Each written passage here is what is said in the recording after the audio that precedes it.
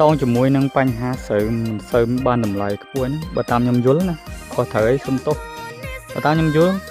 ទី1គឺកាត់បន្ថយការនាំចូលឬក៏បិទការនាំចូល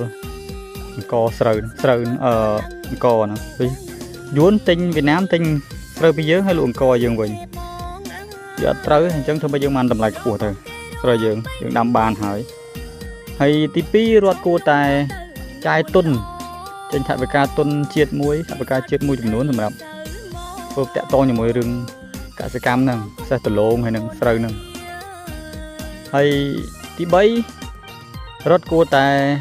ពិនិត្យឬក៏វែករក